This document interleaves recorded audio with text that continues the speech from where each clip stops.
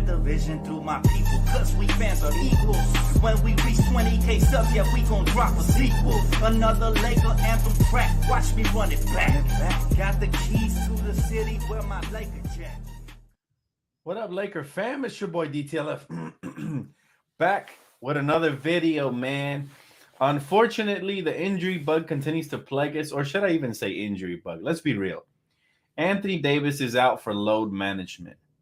I'm not too happy about that, but I still believe the Lakers can win because obviously the Thunder also are missing Shai Gilgeous-Alexander as well as Kenrich Williams. So, I mean, it's not the same trade-off. Obviously, Anthony Davis the better, more impactful player for us, but still, no D'Lo, no LeBron, no AD. The season that keeps on giving injuries to the Lakers or load management or whatever you want to call it continues. Now, it's disappointing because I think the Lakers, if they were going to do this, they were not going to play AD off of back-to-backs, which, by the way, it's a little weird because they said they weren't going to miss any games off of back-to-backs, and right away, the first one, AD is out. This after receiving the news that LeBron is out, and it's almost like, do we really want to make this postseason or not? Right? So it's very, very disappointing. However, the good news is we have a new starting lineup, and it's Dennis Schroeder, Malik Beasley, Troy Brown Jr., which I don't agree with currently, especially after the game he had yesterday. Hopefully he bounces back here. Jared Vanderbilt and Mo Bamba. So we're actually going to use our size today in the paint with Mo Bamba. So that is the good news. The bad news is that the Thunder are a very tough team. They're very scrappy. You know, they still got plenty of role players. Josh Giddey is somebody to look at. You know, you got to be careful with him. He's a good playmaker, and he can get down the lane and do some things. They got Jalen Williams, big body, two Jalen Williams, you know, in the paint. They got Lou Dort, who we know he's a very solid defender and at times can get you buckets. And so, you know, this is a team that even though obviously they don't have their main star player, they still pose a threat, especially at home. So the Lakers really going to have to bring their A game. But what's up with AD, man?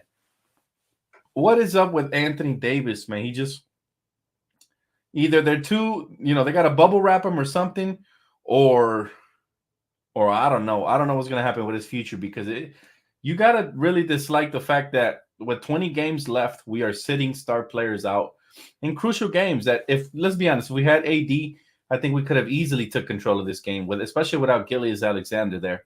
But all of a sudden, it's going to be a dogfight because it's basically, you know, the battle of the remaining role players, ours versus theirs, right? And we're both kind of in the same spot with a similar record. So, yeah, you know what? He said, Dan, I told you last night they should have rested AD and bring him out tonight. You were right. I didn't think he wouldn't play off of back-to-backs based off of what they said. They said they wouldn't rest back-to-backs, but they use the term he's going to be reevaluated for Friday. So, I told you he was falling kind of weird last night, and but you're right. If they were planning on resting in one game, it should have been yesterday because most likely yesterday was the tougher game, right? But I don't know who's calling the shots. Here's the thing, though, right? We're still in this. Obviously, we're still right there, knocking on the footsteps. A win tonight, everything will get swept under the rug. Nobody's talking about AD missing. However, if we lose, it makes AD look really bad, man. It does. Because if you're not injured and you're capable to play, you should push it, man. However, I understand they want to protect this player because of his injury history. So it's just, you got to thread the needle with this roster. And it's very frustrating because every time we make a run, something like this happens. Johnny Sims says, I think management made the decision. AD didn't get hurt. Yeah, based off of what they're saying, they're trying to protect his health. But that's what I'm saying. Like, it's one of those things where they're so afraid to play him back-to-backs because of his injury history. And then you got to wonder if this is a player we can build with moving to the future if he's going to continuously get hurt, right? And I hate to bring this topic of conversation up because I love Anthony Davis, but the truth of the matter is if he's not available, you know, your best ability is your availability.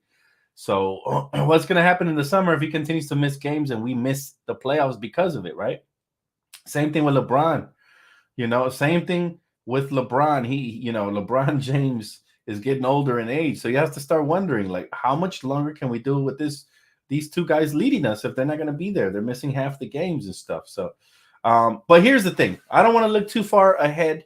I want to focus on this game tonight. Look, again, for those of you just tuning in, we got a brand new starting lineup, guys, and that's Dennis Schroeder, who I like better off the bench, Malik Beasley, who's been streaky, Troy Brown Jr., who had an off game yesterday, Jared Vanderbilt, who I think is the one who makes me the happiest in the starting lineup, and then Mo Bamba, who I can't wait to see what he does with the starters. It should be interesting, and at least we'll have some form of rim protection, assuming he doesn't get into foul trouble, right? And I'm also very curious to see what the bench looks like. Angie said, I'm going to be quiet. No, go ahead. Speak your mind, Angie. I love it. We can always agree to disagree. It's always awesome to hear, my fellow Laker family opinions, whether we agree or disagree. I'd love to hear it, Angie. Alan said, AD's injured his hand or wrist last night, remember? No, they're doing it for precaution. That's what Darvin Ham said, man. They're keeping him out for precaution. So that's what we're rolling with, man. We got to roll with the punches. Man, I don't know what to tell you guys. All I could say is hopefully Friday we get some pieces back. I'm talking D'Angelo and Anthony Davis, right? He said, on the way to the game with my whole family, I'm excited to see the young dudes take care of business. Hey, shout out to my boy, the Shoe Medic, man. I appreciate you, bro. Listen, bring us some good luck, man. Bring us some good luck tonight, brother. And hopefully, the Lakers get a win in front of you and your family. Enjoy, brother. Regardless, enjoy. He said, Lonnie should have started. I agree, especially after the game he had. Especially after the game he had yesterday. But again, we don't have a coach who can make quick adjustments like that, on the fly. We have a coach who has favorites. We all know that Dennis Schroeder is one of the coach's favorites. Before he got traded, Patrick Beverley was another one, and same thing with Russell Westbrook. So, no such thing as facts over feelings with this coach, man. Disappointing. Why didn't we sign any free agents? Remember, Sean, it takes two.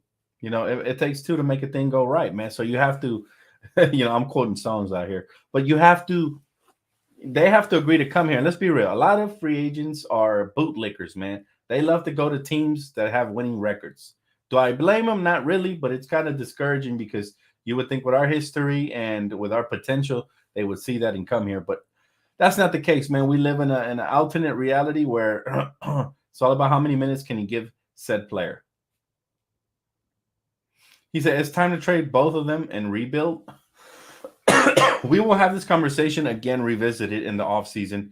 It's still too early to tell. For all we know, they can make a masterful run and compete for a title in the end. But right now, it just doesn't look too promising because all the hype that we had coming into this week died down quick because of LeBron James's injury. And now because AD's missing a game after we just lost last night. So it makes me wonder. Well, obviously, this is obviously on the coaching staff prioritizing health over anything. But damn, you would love it if you had players who can go back to back. He said, Dan, do you think this front office has favorites? You're gonna have to rephrase that question, brother, because I'm not sure what you mean by that. Are we talking about players or coaches or what? What exactly? My boy Joseph said, tired of him and his boyfriend Dennis. Well, hopefully Dennis has one of those great games for us, man. Last night you could see Anthony Davis getting into him because he didn't play up to par. Is Mo Bamba gonna play? Of course, man.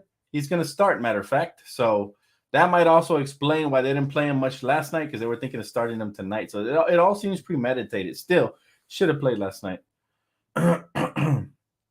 Hepatitis See You Later said, historically, lower seeds never do anything. We weren't going to do anything in the playoffs anyways. That's just the thing, bro, is that, and historically, the lower seeds don't really win the championship, if that's what you mean. But that's just the thing. This team has to start building a winning culture again because we lost it, man. We lost it ever since winning the championship. We went downhill from there. So even if it is making the playoffs and winning a couple series, I will take that over not making the postseason, if I'm being quite frank, right? But this could be different if we were healthy. It could be different because a team that we have built since the trade deadline with a healthy LeBron and AD could have really put a scare into some teams in the West, into most teams, if not all.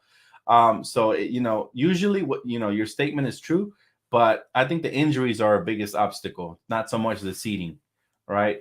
Because if we were healthy, right now we probably would have had, 4 games won in a row, and we would have been going into tonight super excited because not only that, but we have a chance to create more separation between us and the Thunder, right? So it is what it is, man. The question marks about Anthony Davis are going to resurface this offseason. I just know it. Angie says, I honestly hope AD being out helps the role players get into a rhythm so we can make a run. Me too, Angie. I'll take any dub we can get. And tonight is very winnable. Don't get it twisted, family. It's very winnable. No Shy Gillies Alexander. No Kenrich, right? The guy that has the mullet. For those of you that don't know who he is, uh, but they still got some workhorses, and we're on the road, and we're depleted. We don't have 3 of our 5 starters. This is the first time Mo Bamba starts probably in a long time, right? I don't remember the Magic starting him. So it's gonna be interesting to see how he adapts. It's gonna be interesting to see how him and Vando man the front court. It's also gonna be interesting to see who steps up of the role players. I can't wait to see Austin Reeves come off the bench quick, man, because if Dennis and Malik don't have it going tonight, it could be a long night, right? Very winnable game, but we said that yesterday. Actions speak louder than words. So the Lakers have to go out here and take care of business. Bottom line is this. The bottom line is this, guys, is that the Lakers are still right there, right, in the standings. And the thing about the Western Conference is it's so stacked, right? The Blazers have 32 losses, and they play who do they play tonight? I think they play the Pelicans. Pelicans have lost 4 in a row, and they have 32 losses as well. So if we could, muster up a win here, somebody's going to go down to 33 losses. We could end up being the 10th seed relatively quickly here. And then who else plays tonight? The Suns play tonight. That'll be interesting because Kevin Durant makes his debut. But we'll see what happens there. I'm not watching that game, that's for sure. My boy, the top goat said Rapalinka, the job is not finished. Ime Udoka for cheap. I still don't get why Schroeder is starting. Reeves is miles ahead of Schroeder, literally.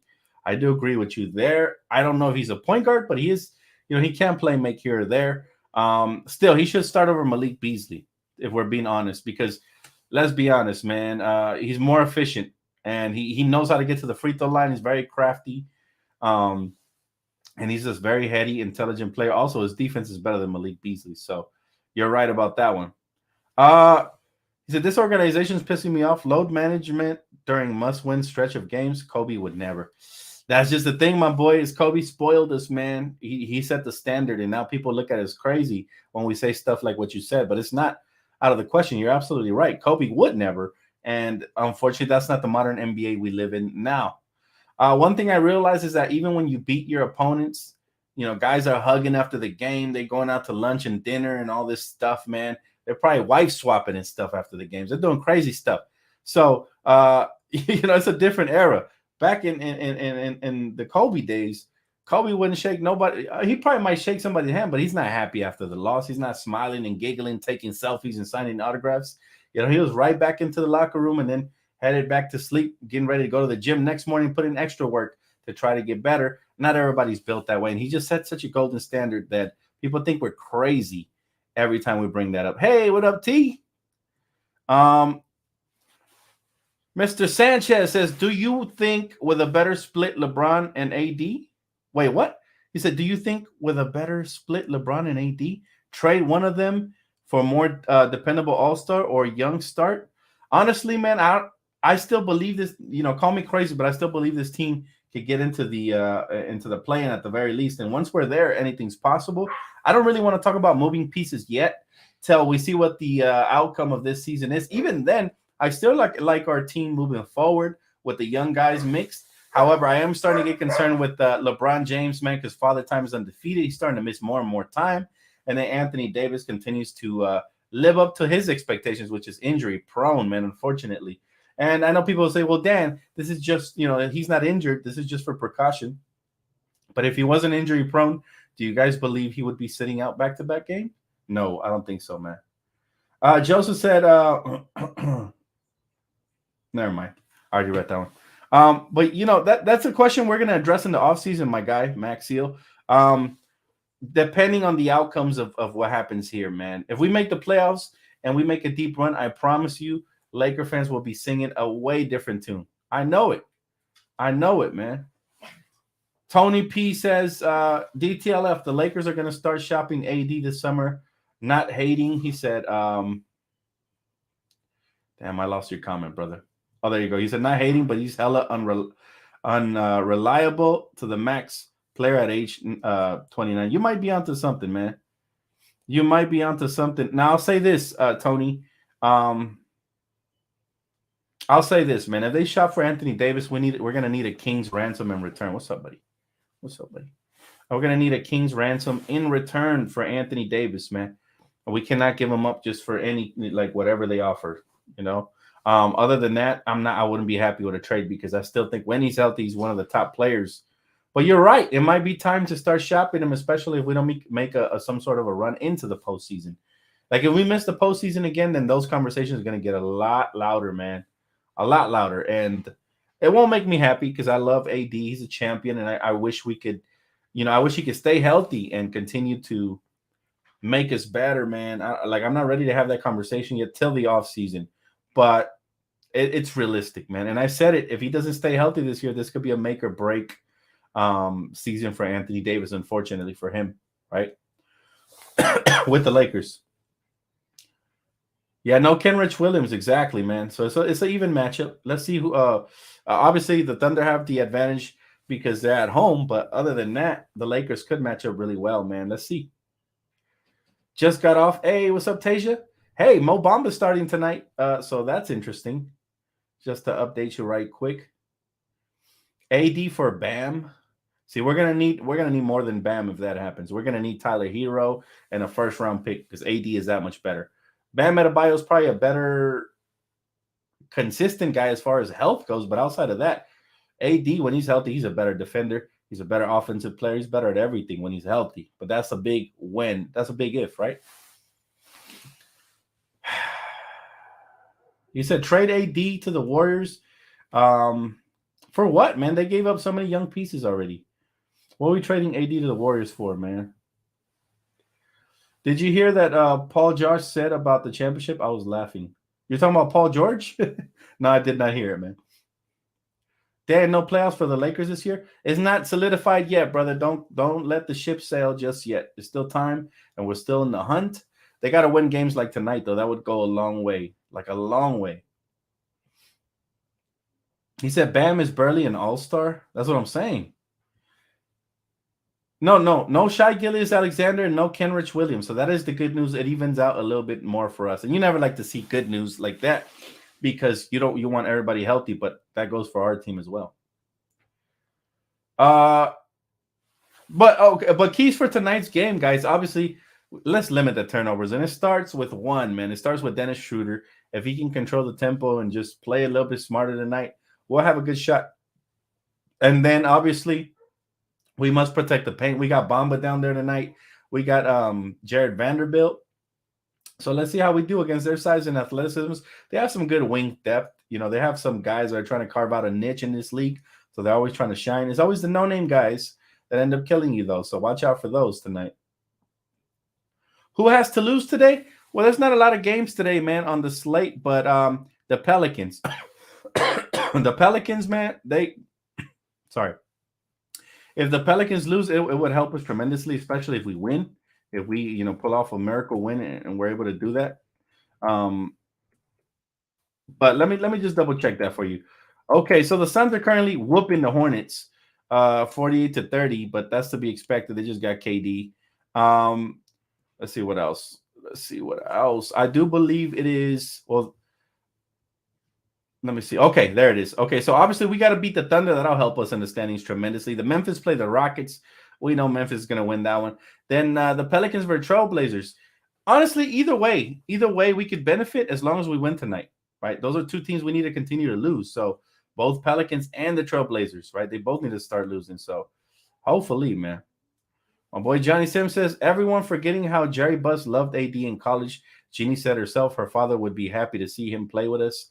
It's tough to let him go. Yeah, like I said, it would only take a king's ransom, right? And, of course, him not being happy here. I think he would have to initiate that in order for it to happen. But I just – yeah, it would take it would have to take special players coming back this way and the future combined with those special players. And then if he gets traded, you never know if LeBron has scout as well. So who knows, man, what the future holds. But it's going to be interesting this offseason for sure. For now, got to focus on this season, man. As long as there's a puncher's chance, we're still in the game. Maurice said, yo, I really want us to win. I still believe. Me too, Maurice. Me too, brother. We got what it takes to compete tonight, and hopefully we'll have what it takes to win. This is the final road game, and then we go home for a 5-game homestand. So that is the good news. By the way, I will be at that Memphis Grizzlies game, man, when the Lakers face the Grizzlies on the 7th on the Pau Gasol retirement ceremony night. So that's going to be interesting, man. Shout out to my boy Mookie for the tickets. But look, bottom line is this. Every game is crucial at this point. Every game is crucial. However, when Western Conference teams lose as well, it kind of evens out a little bit. But I would like for us to start elevating, not evening out. We need to start making up some ground here if we want to make it at least into the play-in. He said, would you trade AD for Pascal and Trent Jr.? Ooh, man. Pascal and Trent Jr. You know what, man? I would need Scotty Barnes instead of Trent Jr. Give me Pascal Siakam and Scotty Barnes, and we can have the conversation. But again, this will be for the offseason, my boy. This will definitely be for the offseason, not a conversation to have now. But like I said, we need a king's ransom. And to me, that's not good enough for me. I'm sorry. It's not. We need bigs in return for AD. I agree. Or a future. Live reaction to the Clippers versus Lakers game on April 5th. I might just do that, man. If you guys want to see me go live for that game, definitely, comment in once this video posts.